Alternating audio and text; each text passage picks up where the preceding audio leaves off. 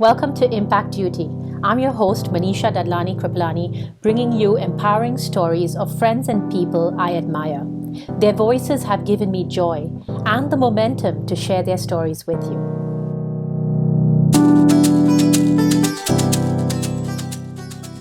Meet the dashing Pavan Anand here today on Impact Duty. Pavan is counted among the most influential designers in the world and is also a prominent architect, developer, and of course, a fashion icon. Okay. Pavan Anand, welcome to Impact Duty. This has been long in the... We've been waiting to have you on Impact Duty. It's been a while since this has been in the making. Yes. And Pavan, like I said, this is quite an interesting or auspicious time to have you on because it's Diwali. And I'm very glad that you're my Diwali guest. So you're a celebrity jeweler, an architect, a real estate tycoon, and a brand ambassador, fashion icon. And for me, the man with the iconic beard. Okay, so that's how I... Yes, the beard should have its own Instagram, I think. But Pavan, if anybody was supposed to ask you how you would introduce yourself, how would you introduce yourself? It's a very complicated question because once you become a brand, you have two answers to these questions. One is the answer that I personally feel about myself, and one is the identity of the brand. So I'm going to answer both those questions. Excellent.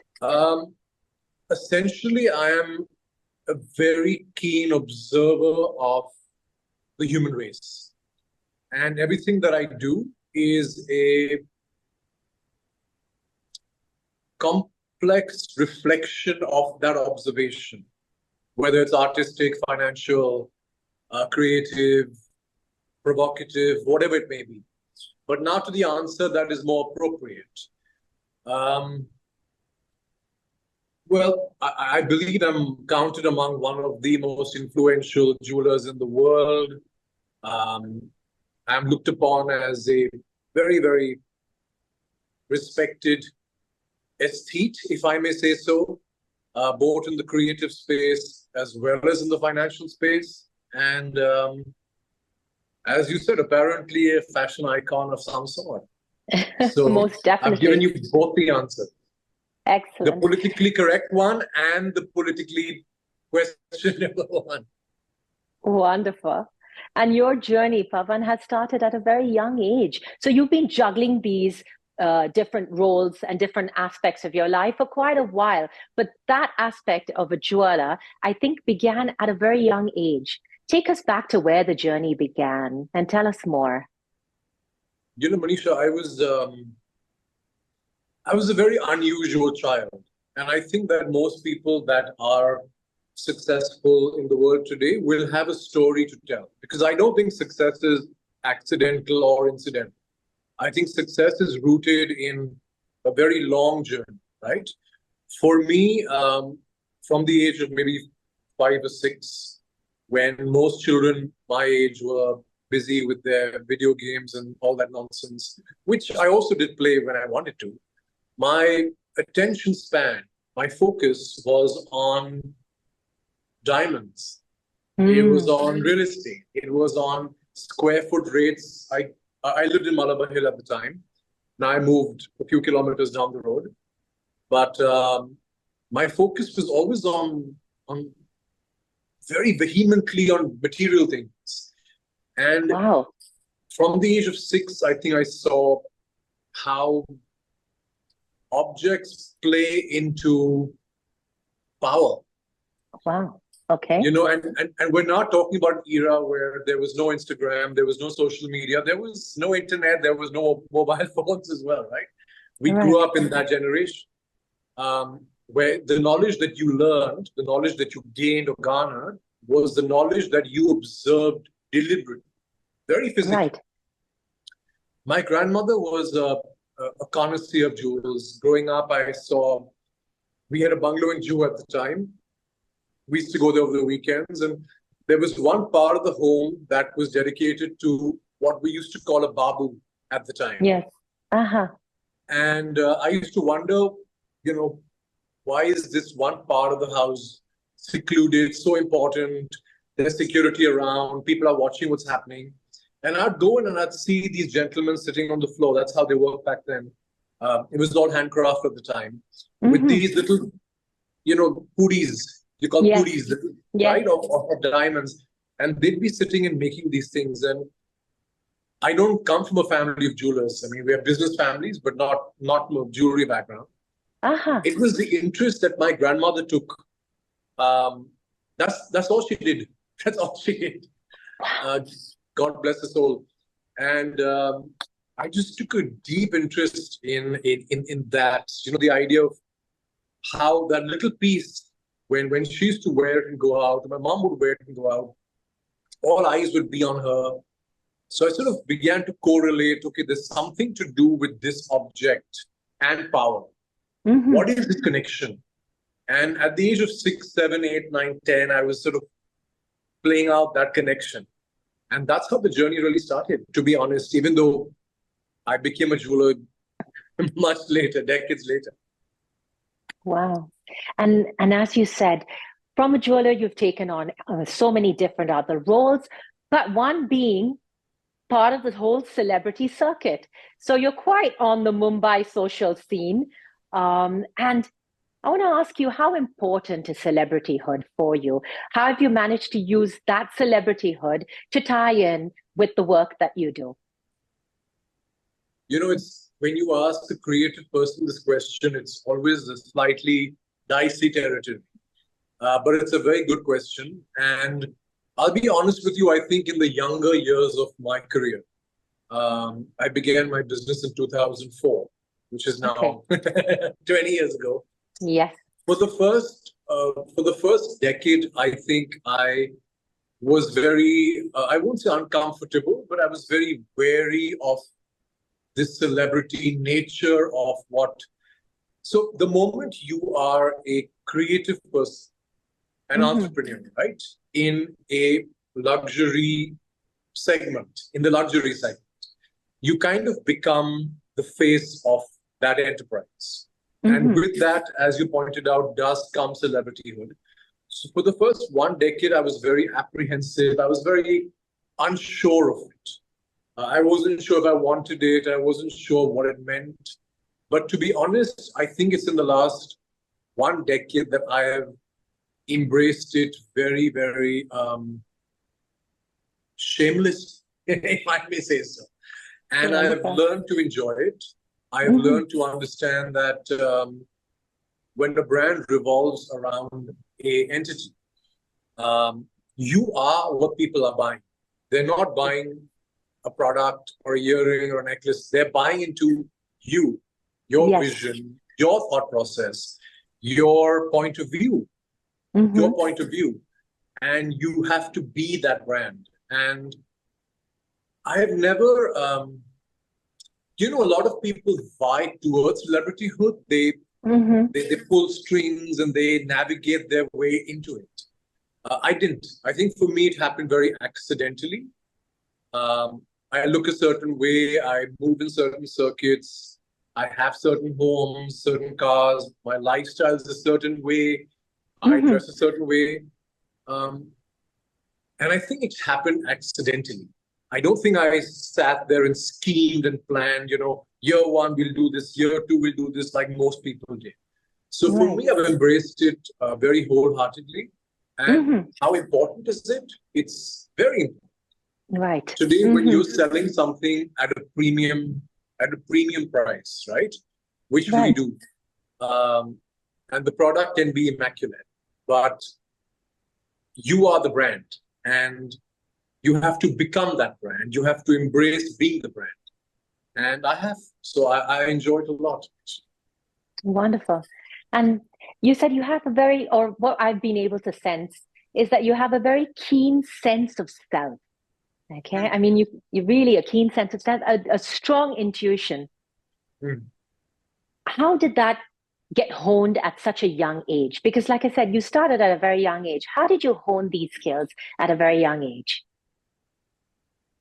I think most men growing up in the generation that I grew up in, are dissuaded from feeling, listening, thinking, embracing anything that's not tangible. I was very fortunate to grow up in a family where my parents were extremely enlightened and extremely intelligent beings, where they were not the quintessential, it wasn't the quintessential upbringing of, oh, you must have only these interests. If this interests you, if this is what you feel, you must feel it completely. So I think growing up, I was very lucky to be in that generation. Most people didn't have that luxury. I did. I had the liberty and the luxury of embracing any way of thinking that I wanted. I could be anyone I wanted. And what that did is I opened up many parts of my mind or my instinct that I think most human beings do not get to touch upon because they're so restricted growing up, especially in the Indian setup, right? So I was able to tap into many layers of senses beyond just your basic sense. And I am extremely intuitive. I'm very instinctive. I can sit across someone right now and, there are days where they can be silent, but I can hear all their thoughts. I can feel all their thoughts. And that's a skill that comes very handy as a high jeweler. You're sitting across people that are often very influential, very powerful, very wealthy, and to tune in to their frequency is important. So I think I've sort of honed that skill again over the decades. Wonderful. And it is a skill that you've honed, but the other skill that you have honed is this always need to strive for higher and be ambitious. Okay. So ambition plays a key role in your life. How do you keep fueling ambition? I mean, you come from a background of privilege. It might be a bit hard to keep being this ambitious. So how do you do it? You raised a very, very powerful question.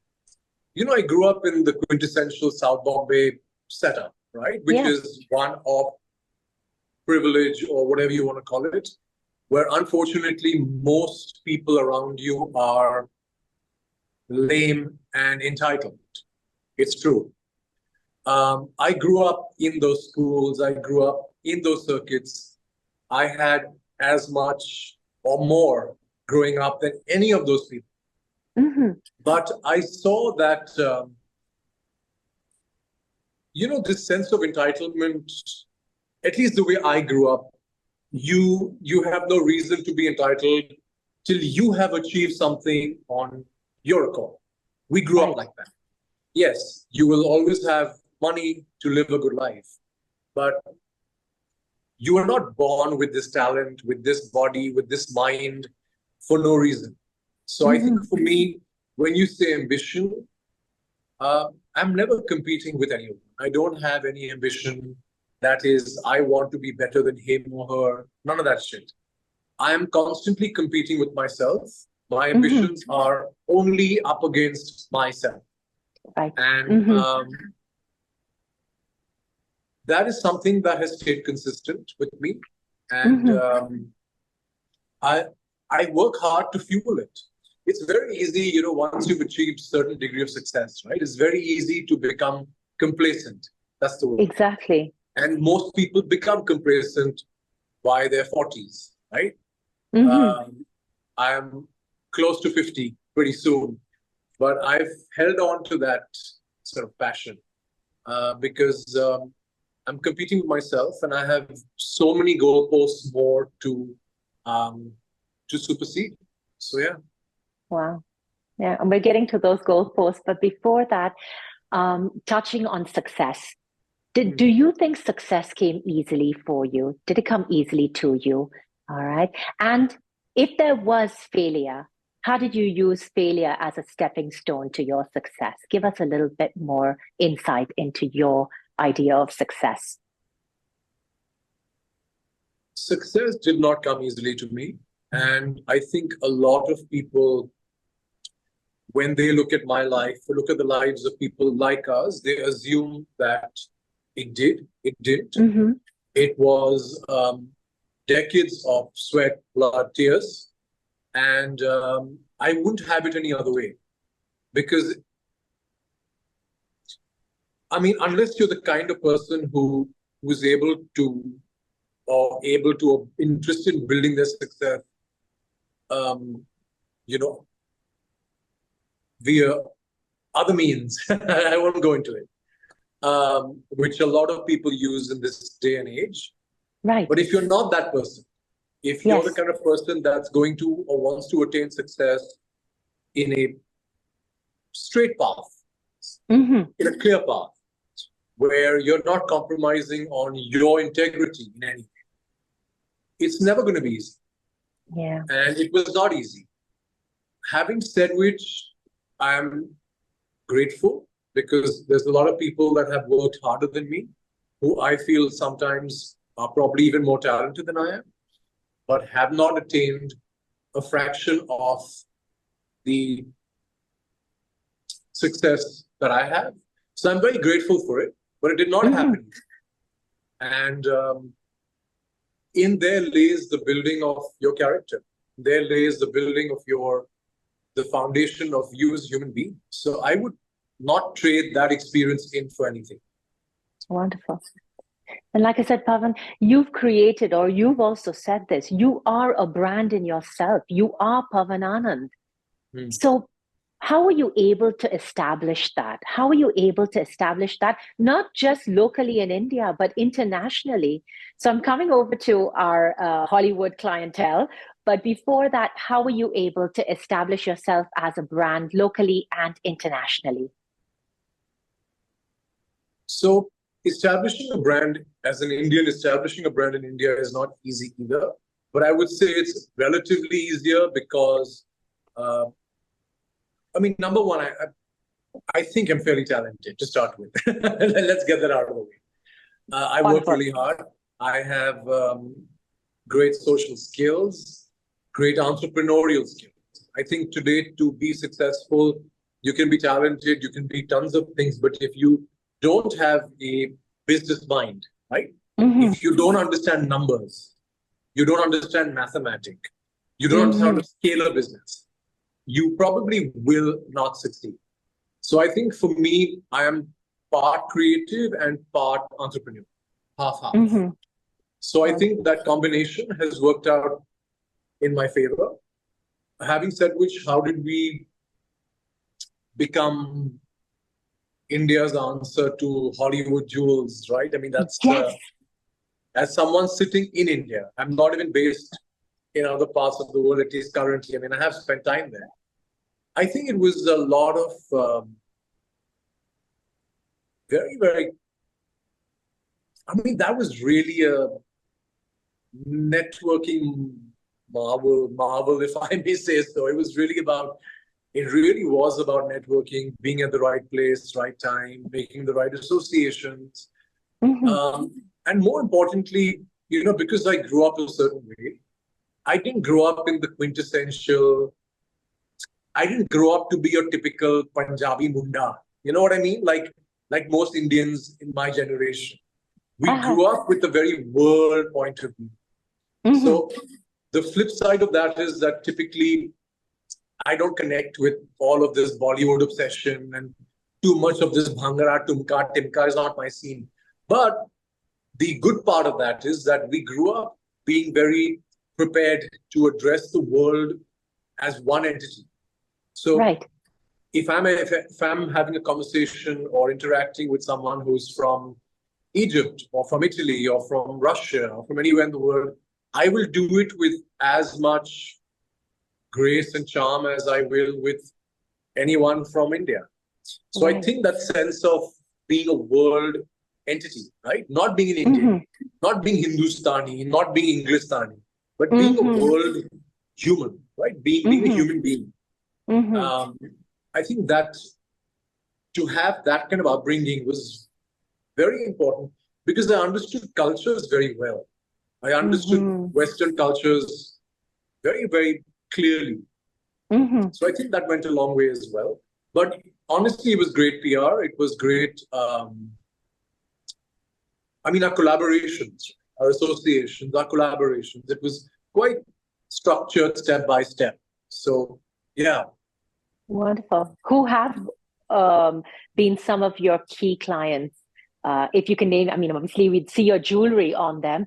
So go ahead and tell us one or two of the key people in your eyes that have worn your designs.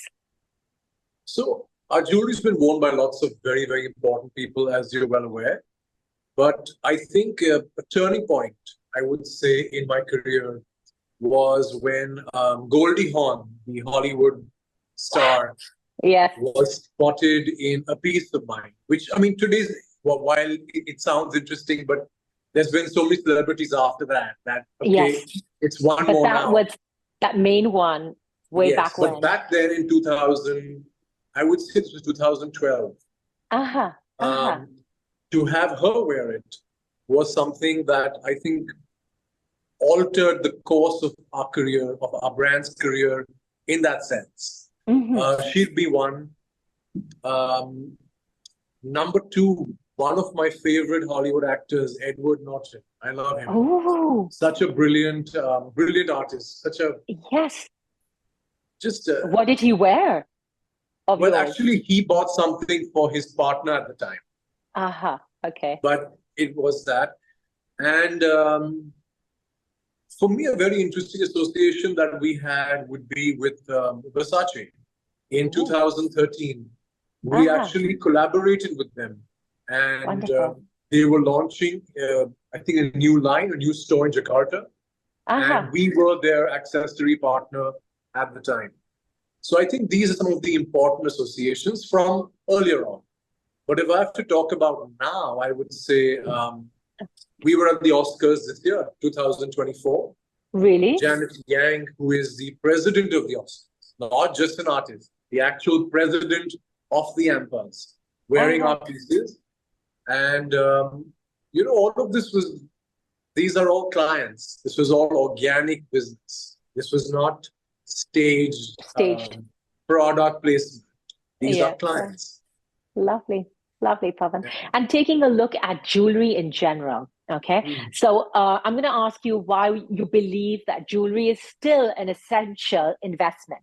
So just yesterday, I was listening to the BBC, and they said that India has purchased the highest amount of gold for Diwali this year. It's a record high, okay? Even though gold prices are at a record high, we've had the biggest amount of purchases. So people, regardless of how much it costs, people are still investing, or that's what the BBC says.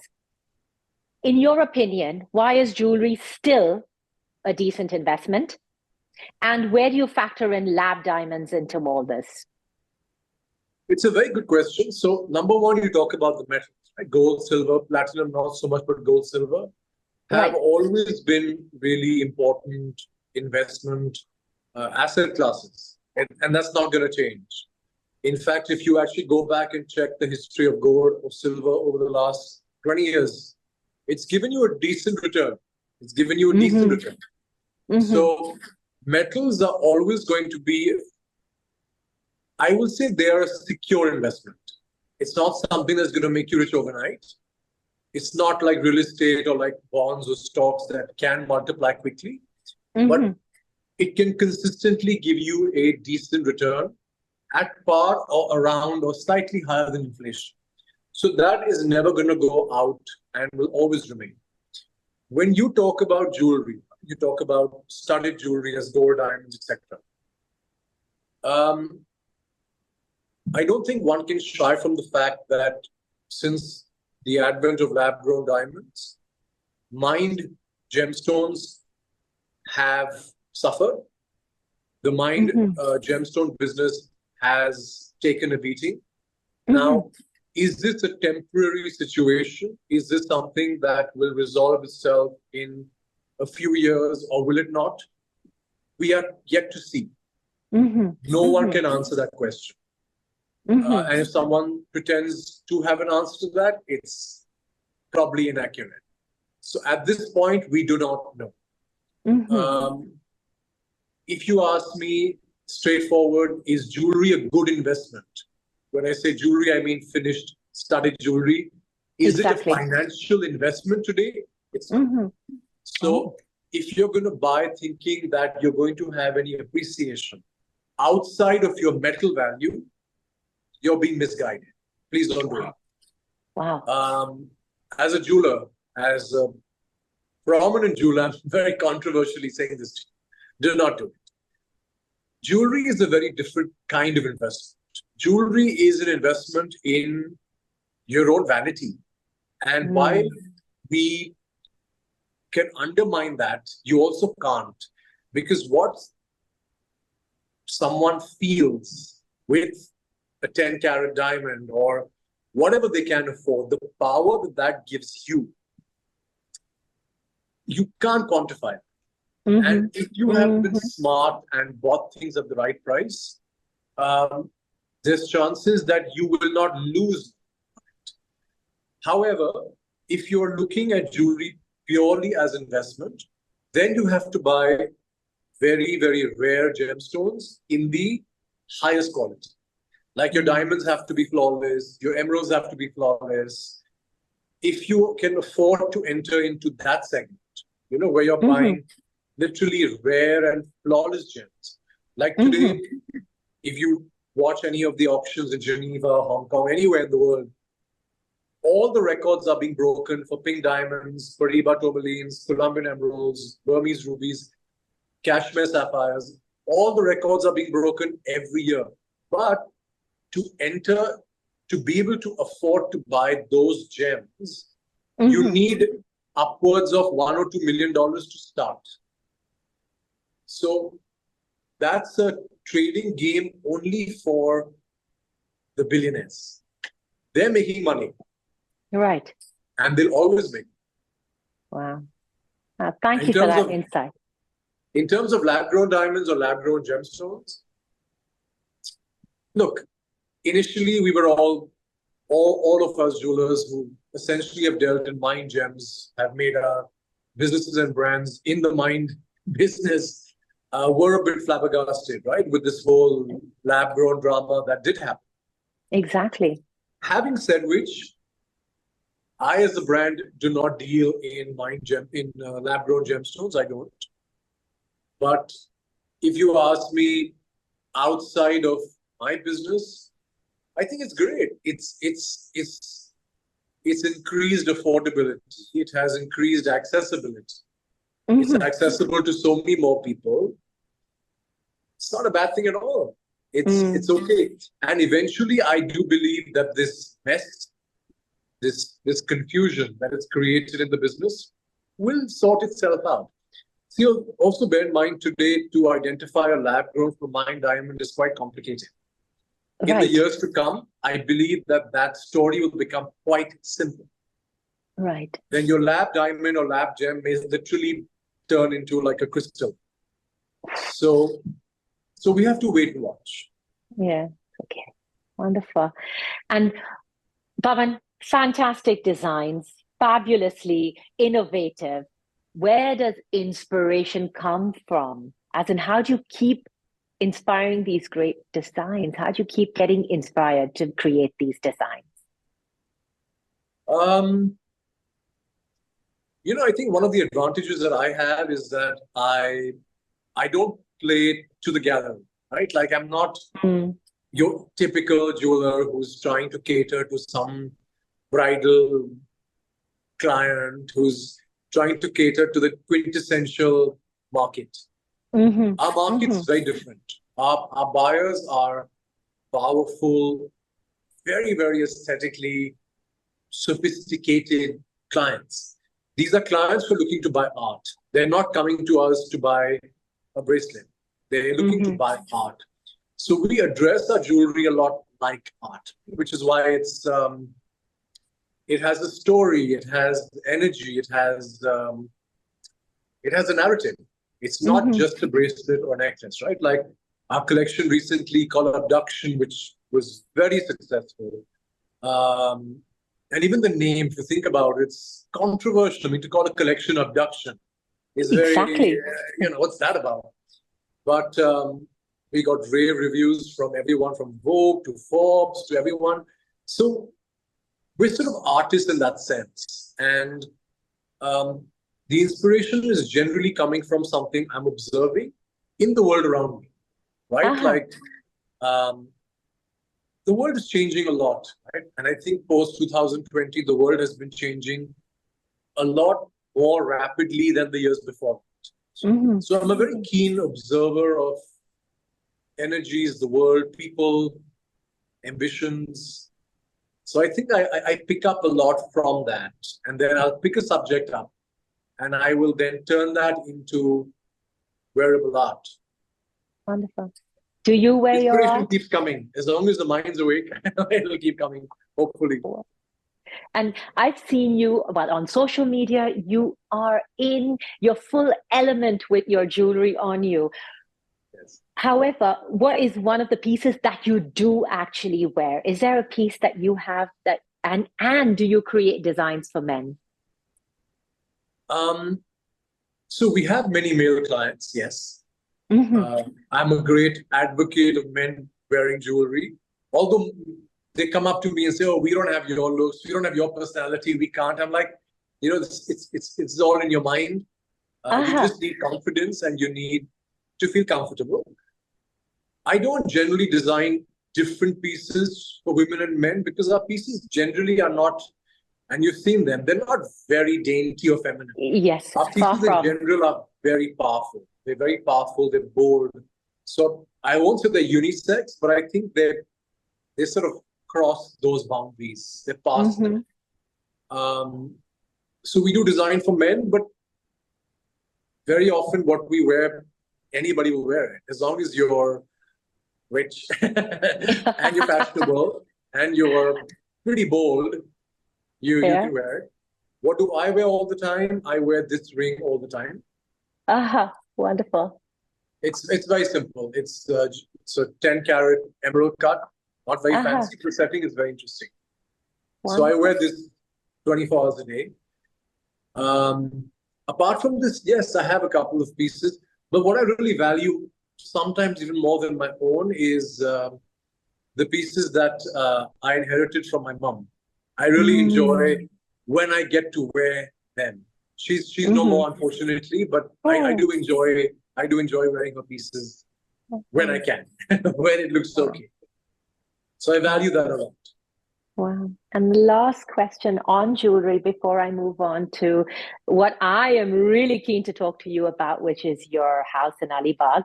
But before I move there, would there ever be a time where you say, I'm not selling to this client?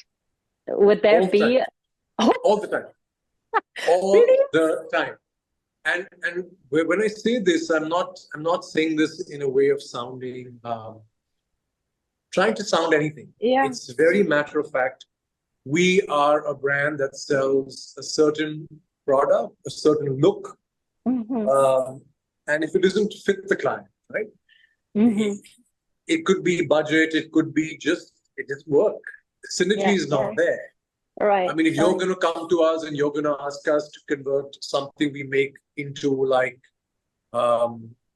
something you get in Tanishq or somewhere, we're not interested in that, right? That's not what we do. Also, if a client has a bad attitude, right, and we don't care who you are. If a client has a bad attitude, if we ever come across an entitled person, and we deal with celebrities all the time, right? So if anyone's ever even remotely entitled, they're blacklisted from the brand. Out. Not interested. Thank you. Not interested. Wonderful. And like I said, I reached out to you several months ago because a property of yours caught my attention. So there is Glass House 91, if I'm not mistaken. Is that what it's called? Yes. Glass House 91. I don't know where I saw a photograph of it. And I was like, I have to reach out to Pavan for an interview. So you were coined as the man to bring the Hamptons to Mumbai.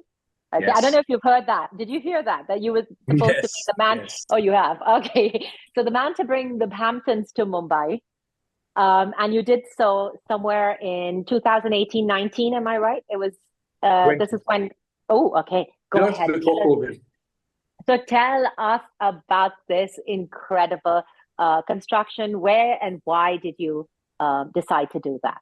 It was just on a whim. Um, a close friend of mine, Sushma Kilachand, and I, who are business partners, we we were having a casual drink once, and we were at a resort somewhere. She looked at me, I looked at her, and we're like, "Oh, I mean, it's a nice resort, right? But we should have a house like this, and we can do better than this." And she was drunk, I was drunk. We were just having this completely retarded conversation. And somehow the thought registered in my mind. And when I came back to Bombay, I went to Alibag the next week. This is many years ago. And I went to see what the hype was around. This was actually before Alibag became hyped, 2013, 14. Right. And I fell in love with it. And then I called her and said, "Listen, let's do this together. We'll do everything 50-50. Let's build this stunning home. Let's show Bombay City what a house should look like." And she said, "Okay, let's do it." It literally began, Manisha, this simply and this recklessly, I would say. It was that simple. But the journey, when I actually began designing this, because I've studied to be an architect, I didn't practice. I got my degree, I did really well, but I didn't practice it. And this longing, I think, somewhere in me to sort of tap into that, right? And when I began designing this house, I'm not kidding you, I think I entered another dimension. Like, I think creatively, I entered a different dimension. And when the house was done, right, like we didn't know what to expect. It wasn't your typical Balinese, it wasn't your typical Balinese structure. This was something very avant-garde. It was something that was new to Alibag, new to India, in fact. Right. And the house was done. And I saw it for the first time with all the lights on at night. And I had my mouth open and I was shocked. Because, when you're creating something, you're so involved in that process. But when you're out of that process is when you actually see what's been done. And I will not forget, this was probably around the end of February 2020. When the house was done, I'd worked really hard. We had amazing design teams that worked with us to make this house happen. It was my vision, but, as architects, I mean, they were perfecting it, improvising it. And when I finally saw this home one evening, I said to myself that this home is going to be special. Right. And as it went on, in the year or two that followed, it went on to be counted among one of the best second homes in the world. There was no architecture publication or design publication that did not either place the house on the cover or several times inside. It became a huge conversation point. In fact, the design community called it as a disruptor, a complete disruption to the second house architecture of this country, as a disruptor to Alibag. So this one home became something so iconic and so powerful because I had put in design into it so freely. There was no limitation. There was freedom. There was no... I'm telling you, I was in another dimension. And when you actually see the house, it is at night, you are transported somewhere else. Well, I hope I get to see it. Somewhere else. And I'm so happy that people resonated. These sort of things can go one way or another. And but let me also tell you that there were a few, the typical architects around Alibag who were very unhappy. They were very unhappy. That why does this rich, fancy jeweler man get to come to Alibag and suddenly draw all the attention? There was a lot of envy, a lot of irritation also. So I would say the 80% of the community loved the home. But there was 15-20% who loved it secretly. but was so angry that none of their properties that they have done over the decades ever became iconic like this did. So there was a lot of emotion that house garnered in people. But I'm very happy with the results. So yeah.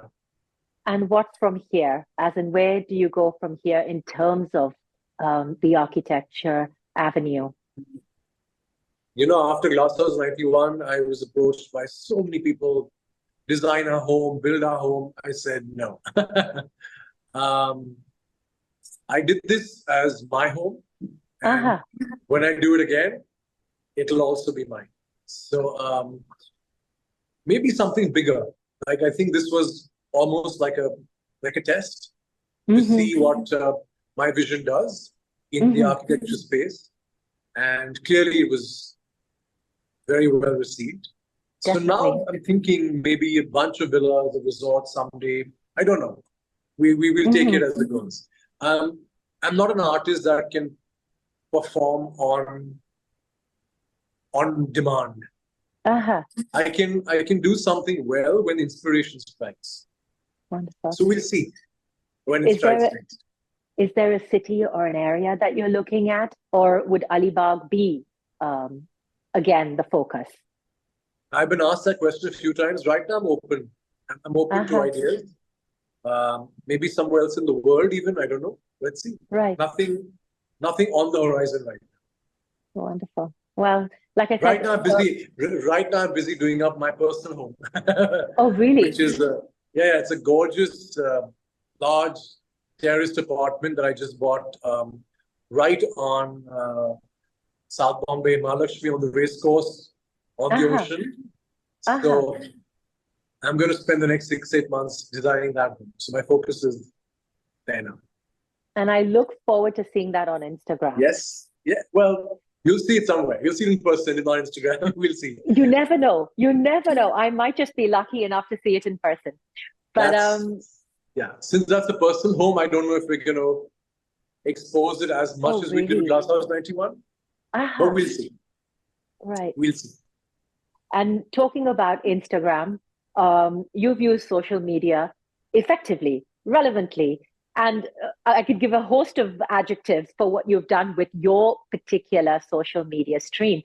Tell us about how you come up with content and how you use these platforms effectively. You know, it's a very good question because technically I actually entered Instagram pretty late. I joined Instagram in 2020. Ooh. Like a decade after the whole world, or at least 7-8 years after the whole world. Yes. Yeah. I won't say new, but 4 years into Instagram only.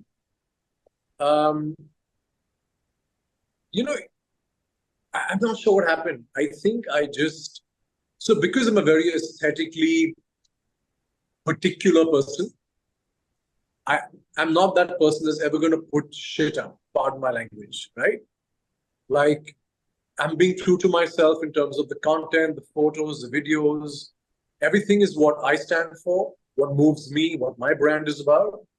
And, you know, it can be a hit or a miss. In my case, luckily, I think people are enjoying the content and enjoying me on it. So I'm just having a good time. I actually don't think about it that seriously, or I have friends who sit down and, you know, they have strategies and number of posts and number of stories, and they're very focused on the views and this, that, and the algorithm. I'm not. I'm actually I handle it pretty organically. I'm having fun with it. And despite that, it's doing well. So yes, it's doing very well. I'm being true to myself, and I think, you know, being a relatively known person, I think the eyeballs are on you anyway. That helps. Right. And then if your content is of a certain quality and is appealing to people, chances that will work out. So yeah. Yes. I think that's what it is. I think that authentic nature of your page and the fact that there's something interesting to come back to. I mean, I want to see what Pavan Anand is putting on his neck, or what he's, donning for the next party, or whatever it is. Yeah. So, yes, I think you've been able to create that interest, and that's quite exciting. I'm happy that, but as I repeat, it's all organic. We're just having fun. It's not strategic. It's not so planned. It's not rehearsed. So I think that that's somehow playing into its allure, really. Yeah. And before I say goodbye to you, Pavan, what do I expect from you, or what should the world look out for in the next year, the next few years? What are we looking out for with you, or what would you like to see manifest? I'm going to keep it a surprise. I'm not going to say anything, because I find in my case, these things work better with a bang. So I'm not going to say anything. I'm not going to talk about anything. I'm just going to let it be a surprise. You'll find out. Wonderful. Pavan, it's been a pleasure speaking with you. Thank you for spending your time on Diwali with us. My pleasure. Take care. Okay.